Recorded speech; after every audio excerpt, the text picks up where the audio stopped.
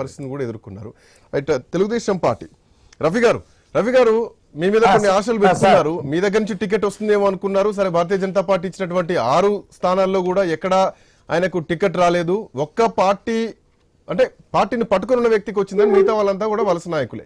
సరే, పార్టీలో చేరలేదేమో, Bharatiya Janata party ticket రాలేదేమో, అది మెయిన్ కాజ్ అనుకున్నా కానీ తెలుగుదేశం పార్టీ వైపు ఇప్పుడు చూస్తుంటే కనుక ఇది ఎప్పుడో చేయాల్సిన పని. ఒకవేళ ఇప్పుడు చేస్తే ఇప్పుడు తెలుగుదేశం పార్టీ ఎట్లా అకామిడేట్ చేయబోతోంది? టికెట్ వచ్చే అవకాశాలని అనుకోవాలా, అకామిడేట్ చేయబోతున్నారు అనుకోవాలా? ఎట్లా చూడొచ్చు మీ ఈ అంశాన్ని? సార్, మీకు అలాగే ప్యానెల్ ఉన్నటువంటి మిత్రులకి ఐన్యూస్ వీక్షకులందరికీ కూడా శుభ సాయంత్రం. సార్, రాజకీయాలు చాలా విచిత్రంగా ఉంటాయి. ఎగ్జాక్ట్లీ. అవి మనం ఆ డైమెన్షన్స్ ని ముందు ఊహించలేం. ఇప్పుడు రఘురామకృష్ణరాజు గారిది చూద్దాం. ఆయన మొదటి నుండి బీజేపీ, జనసేన, టీడీపీ కలవాలని కోరుకుంటున్న వాళ్ళు, ప్రయత్నం చేస్తున్న వాళ్ళు ఆయన ఒకడు.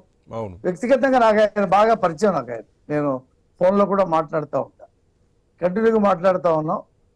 అయితే ఇక్కడ మీరు ఎగ్జాంపుల్ చెప్తాను. మా పార్థసారథి గారు తెలుగుదేశం పార్టీలోకి చేరలేదు, కానీ ఆయనకి మా పార్టీ టికెట్ ముందే డిక్లేర్ చేశారు. తర్వాత ఆయన వచ్చి చేరాడు. ఇవ్వాలి అని అనుకున్నప్పుడు ఈ పార్టీలో చేరటం, సభ్యత్వం తీసుకోవటం అనేది పెద్ద సమస్య కాదంటారు నేను. అవును, రఘురామరాజు గారికి బీజేపీ టికెట్ ఇవ్వాలని బీజేపీ అధిష్టానం అనుకొని గ్రీన్ సిగ్నల్ పంపిస్తే ఆయన నడ్డా గారి దగ్గరికి వెళ్ళి కండువా కప్పుకునేవాడు. అది జరగలేదు. అదే తెలుగుదేశం పార్టీలో ముందే చేరుంటే తెలుగుదేశం నరసాపురం తీసుకుని ఉండేదేమో. ఆయన చేరలేదు.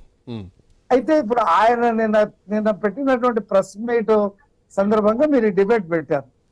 ఆయన బాధపడుతున్నాడు, నాకు టికెట్ రాకుండా ఉండేందుకు ప్రయత్నం చేశారు. ఇది ఇప్పుడే కాదు, ఒక వారం నుంచి కూడా ఆయన ట్వీట్ చేశాడు. కొంతమంది ప్రయత్నం చేస్తున్నారు, వాళ్ళ పేర్లు కూడా చెప్పాడు. మన డిబేట్ లో ఎందుకు అనవసరంగా వాళ్ళ పేరు. మొత్తం మీద ఆయన ఫెయిల్ అయ్యాడు, వాళ్ళు సక్సెస్ అయ్యారు ఈ ఎపిసోడ్ లో. అయితే ఎన్నికల్లో పోటీ చేసే అంశము ఇంకా చాలా టైం ఉంది. ఏప్రిల్ 18 నుంచి ఏప్రిల్ 25 వరకు నామినేషన్ వేయవచ్చు. ఆలోగా నామినేషన్, బీ ఫారం కూడా అటాచ్ చేసి ఇవ్వచ్చు. కాబట్టి 3 వారాలు టైం ఉంది, సఫిషియంట్ టైం ఉంది, అందులో ఏం పర్వాలేదు. కృష్ణరాజు గారు నేను అనుకుంటున్నాను ఆయన తెలుగుదేశం పార్టీలో చేరతాడు.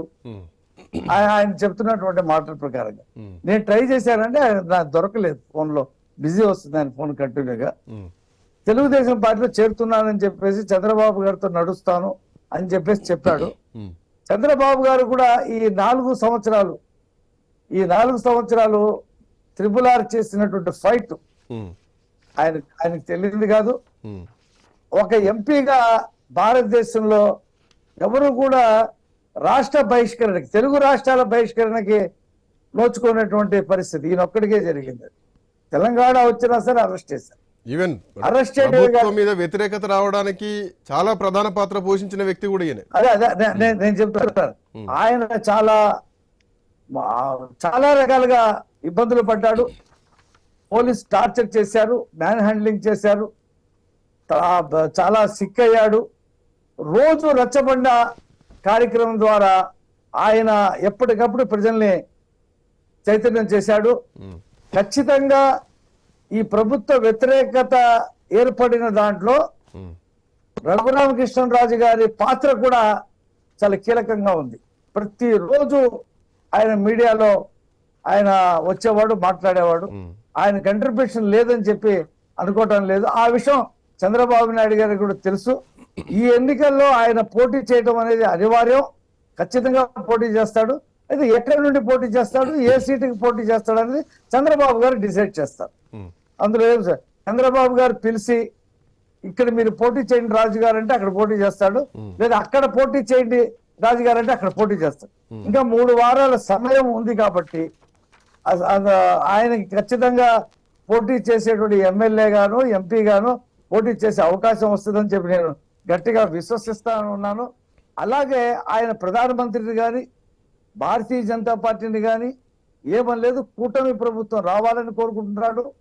కూటమి గెలవాలని కోరుకుంటున్నాడు, కూటమి కోసం ప్రచారం చేస్తానంటున్నాడు. కాబట్టి ఎటువంటి కాంట్రడిక్షన్ లేదు. కాకపోతే ఆయన సీటు రాలేదని ఒకళ్ళిద్దరి మీద ఏదో అన్నాడు. ఆయన వ్యక్తిగత విషయం, దాన్ని మనం ఇక్కడ డిబేట్ చేసేటువంటి అంశం కూడా కాదని చెప్పి నేను భావిస్తాను. I come back to you. అంటే మీరు ఒక మంచి పాయింట్ లేవనెత్తారు, కూటమికి ప్రచారం చేస్తామని చెప్పేసి. అంటే తెలుగుదేశం పార్టీలో ఆల్మోస్ట్ అన్ని ఫిల్ అయిపోయిన పరిస్థితి కనిపిస్తోంది. ఇంకొక లేదు సార్, అన్ని మీకు ఇంకో 4 స్థానాలు డ్యూ ఉన్నా గానీ, 4 స్థానాలు పెండింగ్ ఉన్నాయి. 4 స్థానాలు పెండింగ్ లో ఉన్నా గానీ అక్కడ రఘురామ ఆ ప్రాంతానికి ఎంతవరకు సెట్ అవుతారు, పార్టీ ఒకవేళ ఆదేశిస్తే ప్రజలు ఎంతవరకు యాక్సెప్ట్ చేస్తారు, ఈ పాయింట్ ఒకటి అనుకుంటే జనసేన. నేను ఒక్క మాట మాట్లాడతా. ఇప్పుడు సీఎం రమేష్ గారు అనకాపల్లిలో పోటీ చేస్తున్నాడు. ఆయనది కడప. బహుశా ఆయన అనకాపల్లిలో ఎప్పుడు కూడా మీటింగ్ చెప్పి ఉండడు. రఘురామ్ గారికి కూడా ఆయన గుర్తుంటే అది వేరే సంగతి. తెలుగుదేశం పార్టీలో ఉన్నాడు. ఆయన అందరికి తెలిసిన మనిషి, 2 సార్లు రాజ్యసభ మెంబర్ చేశాడు. అనకాపల్లిలో పోటీ చేస్తున్నాడు. అదే రఘురామకృష్ణరాజు గారు, త్రిపులార్ గారు అక్కడ ఉత్తరాంధ్రలో విజయనగరం పోటీ చేయవచ్చు. అదేం పెద్ద ప్రాబ్లం కాదు. రఘురామకృష్ణరాజు తెలియని వాడు అంటే ఎవరు లేరు ఈ రాష్ట్రంలో. జగన్మోహన్ రెడ్డికి వ్యతిరేకంగా పోరాటం చేసిన వాళ్ళలో 1, 2, 3, 4లో 5వ పేరైనా ఆయన ఉంటది. అందులో ఏమీ సందేహం లేదు. కాబట్టి ప్రజల్లో ఆయన ఎక్కడ పోటీ చేసినా, ఈవెన్ రాయలసీమలో ఒక సీటు పోటీ చేసినా ఆయన ఇన్వైట్ చేస్తారు. అందులో ఎటువంటి ప్రాంతాలతో సంబంధం లేకుండా ఆయన పనిచేసిన ప్రభుత్వ వ్యతిరేకత ఏదైతే ఉందో దాదే గెలిపిస్తుంటారు.